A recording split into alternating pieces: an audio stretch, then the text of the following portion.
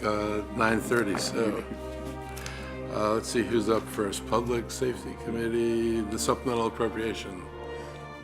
Continuation of the previous discussion. Yes.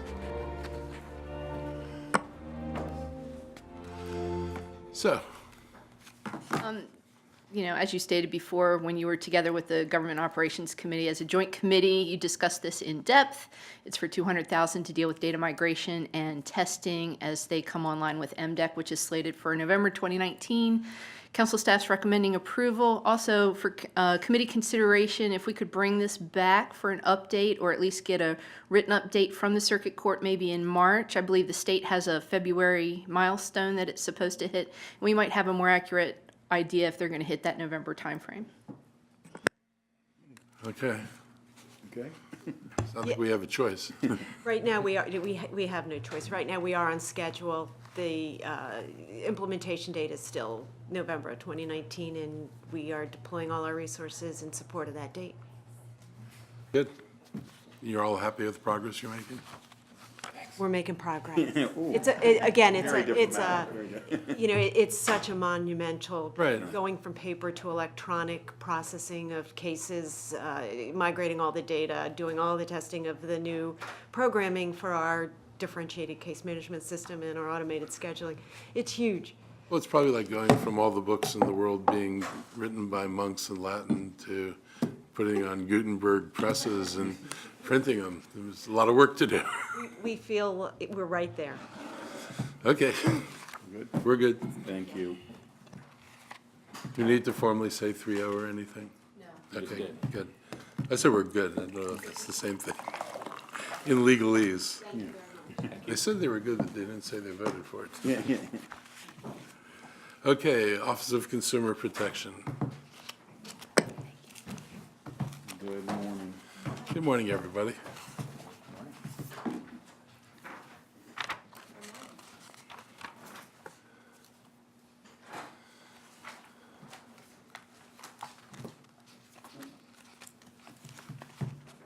Okay. Okay, good morning. We appreciate the opportunity to provide a briefing to the Public Safety Committee and to hear about and learn from your concerns. First, I'd like to take the opportunity to present and introduce our administrative power team to you. We always had 3 administrators, and during the recession, we had been cut back to 1. We actually operated for a period of time with 0.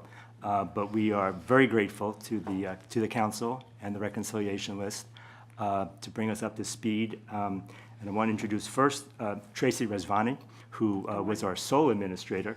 She practiced consumer law in the private sector for 20 years, and I thought it was very valuable to have someone joining our office who didn't come from the government, different perspective. And she does a tremendous job, and she carried more barrels of weight and things in our office for when we had only 1 administrator. And now I also want to introduce Samuel Buo, who just joined our staff about a month ago. Incredible strong background in IT. We stole him from the comptroller's office. And it is just an absolute power team, and as Susan Farag put in her packet, we've sort of are reorganizing the office into an investigation section in which Tracy is responsible, and then an operations section, which and licensing, which is Samuel Buo. And if they want to say a few words or say hello. Just good morning. Good morning. I'm very happy to be here. We're happy to have you. Welcome. And of course, Crystal, who's with OMB as our budget analyst, and Marcia Carter may be joining us, and she is our budget liaison in our office. So we're very fortunate to have a really good power team, and we're hoping to do a lot more than just tread water, and hoping to really regain the reputation that you have to earn every day. There are a few things in the packet that, if I can take an opportunity to just highlight them for you. We are still currently located next to 7 Locks. As of next week, it will be officially a full year that we have been out of the COB. We don't have a due date to come back to the third floor yet from DGS. We expect it'll happen sometime in 2019. But looking on the bright side, I will say this is actually an orchestrated plan for our staff to personally feel the pain that a homeowner feels when they're going through a renovation project. Right. So we're hopefully We're going to. glad we did this to you then. Absolutely. Yeah, there's a lot of learning involved with it, but we soon will be back. We are functioning in 7 locks. It's not ideal, but it is functional, as Susan Frog's packet mentioned. We miss the proximity to the metro station. We did lose some walk-in traffic because of that, we expect. We did have a couple of volunteers. We have dedicated staff of volunteers who were not able to continue working with us until we come back to the COP. So we're managing. All our investigators are in very tight quarters and cubicles. There's a noise level involved, but it's manageable. But it's been a year, and we're hoping that it won't be too many more months into 2019 that we are back, because it helps us to be productive. So. A couple of recent cases I can mention. One of the biggest ones is, for the first time in 30 years, our office took, through our registration board, action to revoke a new home builder's license. This is a new home builder who really just caused all sorts of damage. And we had 3 complaints, and the builder had only built 5 homes. It devastated the lives, as you can imagine, for individuals who couldn't even move into their homes. And the most amazing thing is, we're working with the county attorney's office. Most amazing thing is, and this may illustrate that you can really pay an attorney to file anything. A hearing was held, and there's a 30-day appeal process period. And after that period expired, the builder has now filed an appeal claiming that he was never served. And as far as the county attorney is concerned, and filed motions to this effect, it's an absolutely frivolous appeal. It's totally meritless. The county will be seeking sanctions to the extent they're available. We had paid a private process server to serve him. They accomplished service. They have a photograph, and they even have his signature on a receipt when he was served. But for a crazy reason, I guess, in no sense, nothing gained, nothing mentioned, nothing gained, so they filed this appeal. But we anticipate that will be dismissed. But again, it's an action that also brought attention to the fact that the new home builders law, which is Chapter 31, is something that is in need of some revisions and some updating. And Bill 3118 has been introduced, I know, by Councilmember Rice, which deals with several sort of cleanup issues, one of which is streamlining the procedures for revocation, what the terms are, and also what the appeal process is. In this particular case, the attorney couldn't decide where you needed to file an appeal, so in an abundance of caution, he filed an appeal in 4 different venues: Circuit Court, Board of Appeals, Office of Zoning and Administrative Hearings, and our Builders Board, which of course creates a lot more work for the county attorney's office to have to respond in 4 venues. But we're pursuing that. One very interesting case that we'd like, I'm sure. Okay. So you're going after the person's, the business's license, but this is a corporation. So if you get the license from the corporation, can the people that own the corporation just go ahead and form another corporation and do this again? That's a concern that we believe is addressed in the current law and also in the revisions. There's a question in our application which asks, have you ever been involved in any corporation that has had its license revoked? So we hope to address that. In this case, it was a limited liability company. So yes, we're aware of that, and we believe it's sufficient. And how about the 3 homes that they couldn't move into? Are they suing? What happens with them? Well, unfortunately, that is not going to be a happy ending in all cases for those consumers. Those consumers did initiate litigation, and as a practical matter, the cost of litigation far exceeds what they would hope and be able to receive if they succeed with an LLC that has virtually no assets in it. So there's no, those consumers will not be made whole. They testified in the hearing that we held. with respect to license revocation. They've made some insurance claims. They have some partial judgments that they received that if they can find some assets, they may be able to collect on. But the truth of the matter is the life and the experience that and the things that they went through. We're talking about someone, the builder convinced, this is the worst case, the builder convinced the consumers to go to settlement, paid the $2 million for the house before the house was completed. A year later, the house had still not been completed. In anticipation of moving in, they had already enrolled their 3 children that they adopted in the local school district. And since they weren't living there for a year, they had not only couldn't live in the house, they had to drive their 3 kids to their respective schools. They've had to pay an additional $1 million, they told us, in order to have the house finished. The Department of Permitting Services issued code violations, and those are really slaps on the wrist because they're just small amount violations, but DPS did issue that. Ultimately, the license has been revoked. On the packet has the articles that Bethesda Magazine put, I think it's on Circle 12, starting on Circle 9, going through there, they did 2 articles. But to answer your question, Councilmember Katz, is that the consumers ultimately will not be made whole. You guys have anything? It's disgusting. If they want to read the transcripts, it's linked in there. Is there any legislative approach we could take that would provide further protections to people in things like this? Well, there are limited protections. The state maintains a guarantee fund, but there are certain caps on that. The cap is, I believe, $50,000 per house, complete of $300,000. So, there are we're talking about homes in Montgomery County that sell for hundreds of thousands of dollars, not unusual. In Bethesda, $1 million, $2 million is becoming almost a regular house.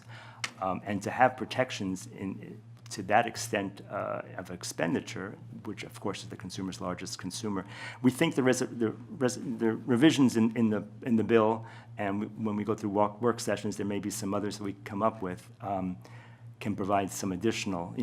Our office, and now with Samuel there, we're going to be doing additional vetting on the applications up front as best we can. Vetting that far exceeds what Department of Permitting Services is set up to do. And again, this is very unusual. I will say it's extraordinary. We've never revoked a license in 30 years. Never had a situation quite this severe. But when it happens, that's still no consolation to these 3 homeowners that have been through hell. And candidly, I would assume that the industry themselves would be as sick about this as we are, because they don't want this kind of reputation for what someone who's doing the right job would be tainted with. And that's what happens in some cases. So, if there's some kind of to Mark's point, if there's some kind of a way, I understand it's once in 30 years, but we don't want it to happen ever again. If there's some kind of way that we could make certain it doesn't happen and still not violate those who are following the rules and not to punish them, I think that would be, if there's a way, we should consider it. Okay, yeah, we're looking at it, we have civil citation authority, but it's a $500 civil citation. You require completion bonds? That's a possibility. We can work with DPS. Bonds are required for sediment control and other things, so perhaps a completion bond. We're looking into the types of inspections where they're done, and now they do issue occupancy permits, so that is an option. We'll certainly look into that more carefully. Oh. This has only happened, this is the first time in 30 years. Do you conclude from that it's so rare, or that you're underfunded and this might be occurring, but you're unaware of it? We typically have, we handle complaints, so it's not unusual for us to get complaints. And we get some serious complaints too.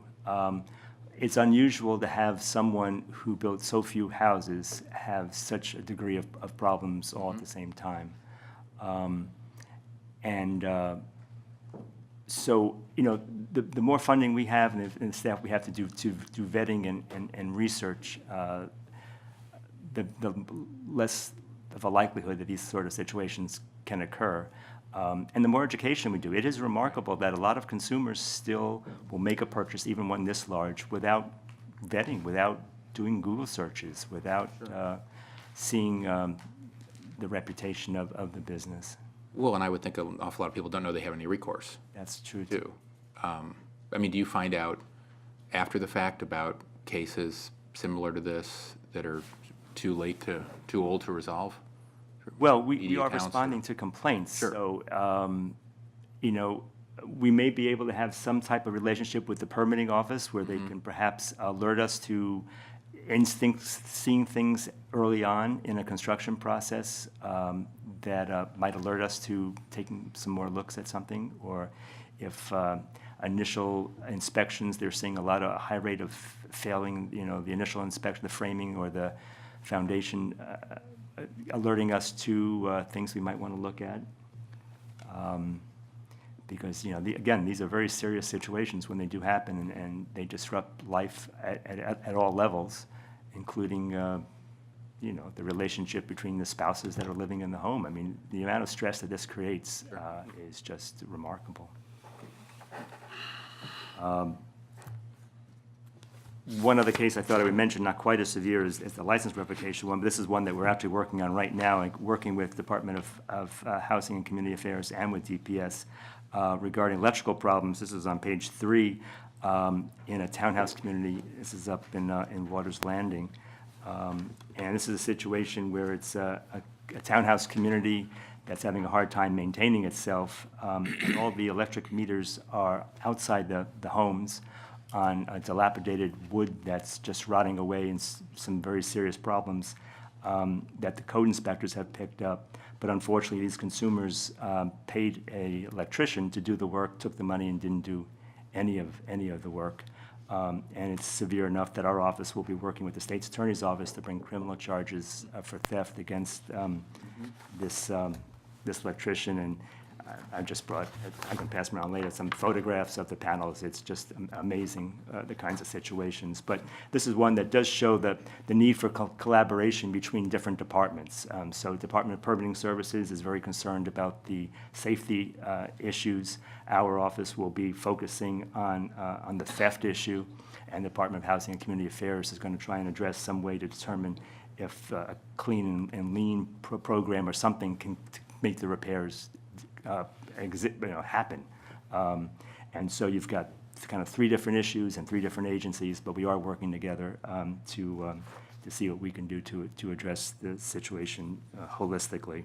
Eric, getting back to the first one, is there a possibility that could be a theft issue for the first situation? For the houses Yes, that were yes. not? In fact, that's a very good point. We have briefed the state's attorney's office and provided them with information, and the consumers have certainly alleged that there is a theft with respect to that new home builder. And state's attorney's office has taken it under advisement, and we check in every once in a while. But yes, that's a possibility. The trouble is there, you have to prove criminal intent. Not easy. Correct.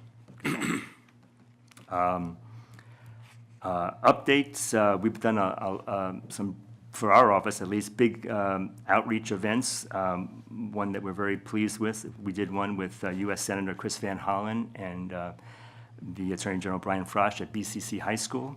And a few months later, we did one with Congressman Jamie Raskin, and also with the Attorney General. And Jamie Raskin titled that one as the first annual Consumer Fest, so that gives us an idea that we may be doing it again with him. These are outreach events and resource fairs where we have, agencies represented from 15 different county, state, and federal, providing information to consumers. And we've done just many other programs. Tracy's kind of handles all the requests for those. And again, it's time-consuming. It takes up, we have to find the resources in our staff to, in many cases, work evenings, work weekends, but we do as much as we can. We use our Spanish-speaking employees, staff, and volunteers. And we also have some volunteers that speak French and Korean and Chinese that help out on these as well. So we're doing as much as we can. Again, as you well know, it's always been our concern that great number of the residents of Montgomery County are not even aware of the existence of the Consumer Protection Office and the services that we afford, and that the Better Business Bureau, which is a very nice organization but doesn't enforce any laws, still has better name recognition in many cases than our office. And so we will continue to try. We welcome any advice from the council in terms of outreach, advertising. We're doing social media as best we can, we're trying every effort we can to communicate and let the world know that we're here. And it's just going to always be a challenge, but hopefully we're making some progress. And just the last two things, just to focus on big issues in the future. We are aware of the advent of cryptocurrencies and virtual currencies. The most well-known one is Bitcoin. There are over thousands of them. They're virtually unregulated. Anyone can create a virtual currency. We've seen them come up in scams where you're told to send money via Bitcoin. But even legitimate businesses are now looking at the possibility of receiving it. It makes life much more difficult for us to explain how it works and to deal with any complaints. We have not yet actually had a complaint regarding a regular consumer purchase made by through a cryptocurrency, but we know this is out there. We're trying our best to do in-service training, get up to speed. It's a learning curve for us as well. But it used to be someone had to pick your pocket to get your money, and then it was checks, and then we could at least see who cashed the check. Now it's a whole new world, and it's really going to be a lot more difficult for us. And then, of course, the other big area that we're trying to think about is the sharing economy. The whole marketplace has changed with the advent of apps and cell phones. Started with Uber and Airbnb, and who's the merchant, and are they regulated by the statute? And if you pay a company to deliver dinner to your home and something's wrong with it, are you going after the restaurant? Is the restaurant the merchant? Is it the delivery firm? Is it just an app? These are all sorts of new areas that we're trying to think about. And then the final one, of course, is what's happening at the federal level with consumer regulations that are being downgraded, and where we may have to pick up the pieces. And the very last thing, if I could just take a moment to share with you, because I think it really reflects the culture of our office, is the packet. Susan didn't put anything in the packet regarding our business eviction response team. She said there was something about her having a 25-page packet limit. I don't know if that's really. People have rules. Is that, yeah. That's what she told us. I don't know if that's really true or not. But as you know, we have this arrangement with the sheriff's office when they're conducting an eviction where there might be consumer possessions in there, from dry cleaning to medical records or whatever. They give us an alert. We run out there and try and safeguard those items and get them back to consumers. We had two big ones just recently. A consignment shop in Bethesda that was just filled with possessions that belonged to consumers, hoping they would be sold, was evicted. And Thousands and thousands of items. There were thousands of items in this store, and it was full to the rafters, I have to say. plus money owed to the consumers for items that had been sold. It was a painstaking process. Our staff did a tremendous job working days and weekends to kind of organize and get it back. And just yesterday, we had an auto repair shop that was evicted, and our investigators actually were responsible for returning 12 vehicles that were in their shop for repair. That would otherwise have gone to abandoned property with the police, and eventually maybe they would have gotten them back or whatever. And I mention that because, you know, there's really nothing in our statute which would even suggest that this is something that our office should be doing or has the authority to do or whatever. But it reflects, you know, our culture of doing whatever we can to be of service to consumers at every level, and something that, you know, I think we're very proud about, and just wanted to express our appreciation to the Sheriff Popkin for the assistance that his office provides, and hopefully it generates goodwill and outreach to consumers. Yeah, good. And I just wanted to, first off, publicly, thank you once again for what you're talking about, the outreach. My office has done senior forums and town hall groupings and whatnot, and you've been there, and your office, and it really is very well received. And I know that you have other things to do other than that. I mean, but we really do appreciate it, and the public in general appreciates it, because there's certain things that, in some cases, people get embarrassed. They don't want to tell anybody that they got themselves in this type of situation. And they, from when you discuss it, they understand that they are not the only ones in this situation. So they'll come forward and make it better for somebody else so they don't get in this situation. So very much so, thank you. Thank you. Thank you. Good. Terrific.